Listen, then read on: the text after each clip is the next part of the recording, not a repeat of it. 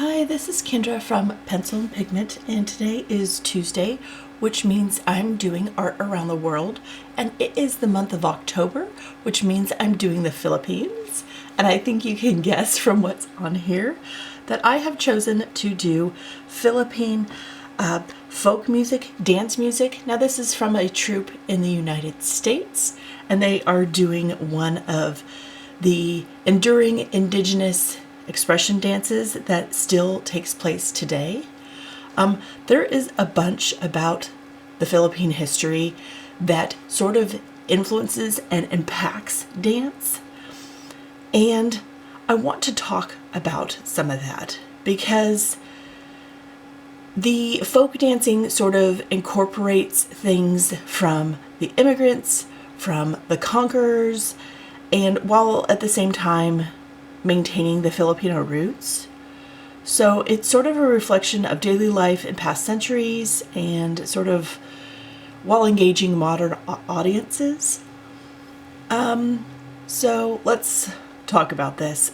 Before early days of the Philippines, the pre-colonial days, dance was sort of, there were a couple different styles, and what I'm going to do is I'm going to link a bunch of the different dances.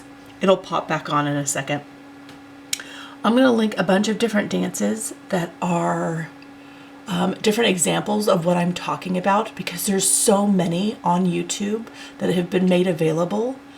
And I want you, if you are interested in folk dance and dancing as a form of art, to check those out because they're really, really cool.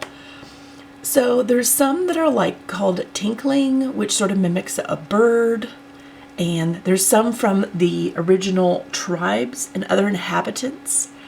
And some of these customs and stuff have been preserved. And through isolation, they've kept their culture sort of free from influence because there were a lot of immigrants and then there were a lot of folks kind of moving in, which is fine. But some of that affects the different dances and things.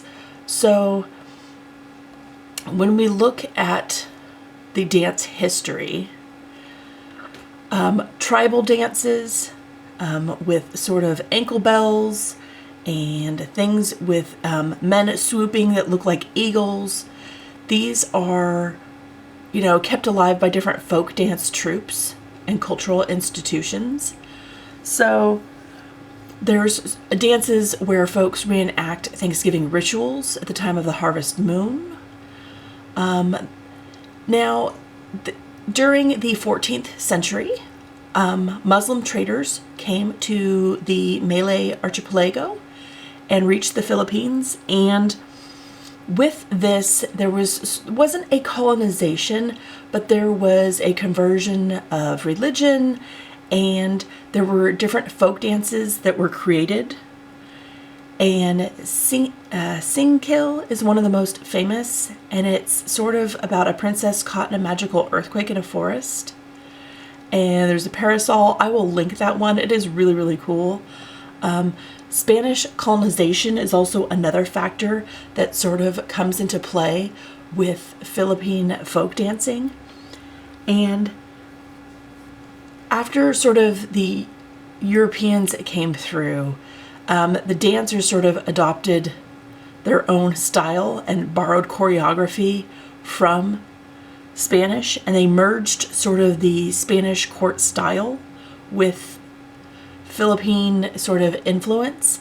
And there's some of those. They wear sort of 16th century dresses, but they moved to the sounds of bamboo castanets, and I will link one of those. So the folk dances from the lowlands and the high tribes and stuff have like contemporary choreography, and that is put into some of the Philippine ballet. So I will link a video of the traditional sort of ballet they have that incorporates some of that ballet and stuff from different hill tribes.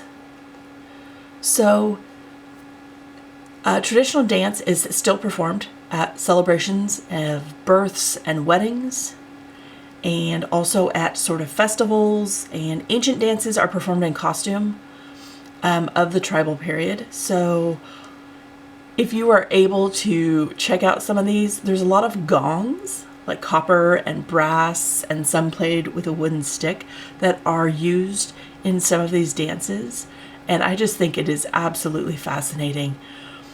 So some of these sort of depict like a typical life, like a father working in the fields, and while the mom takes care of the children. And some of these are dances about war, like battles between different groups coming into the Philippines and trying to push different ideas and things on the group who live there traditionally. And some of this is about, you know, grace and balance and dexterity. And so they use like wine glasses to dance with so they don't drop anything. There's one called Birds Dancing Over Bamboo. And this is sort of a high stepping strut where they jump over bamboo straps. And the dancers, there's a male and a female, and they cross the bamboo poles and move together with the music. I will link one of those. It is really, really cool. There has been a recent rebirth in interest for the folk cultural dances, which is absolutely wonderful to see always. So I will link as many different things as I can find. But ancient and to modern dance history of traditional folk dancing in the Philippines is such a rich and long history, and it's intertwined with daily life, sort of important events that have taken place in this country.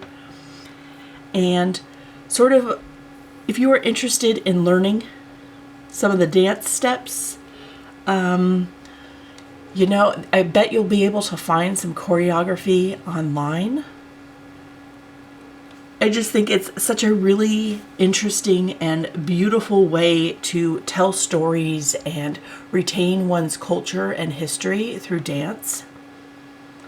And I think it's interesting that with all the different influences and groups of people that swept through these beautiful islands, that they were able to sort of pick out parts to incorporate and pass on and pass down and use to tell their stories and entertain and show some of this. Like, this is what daily life looks like, and this is what it looked like when folks were trying to colonize us.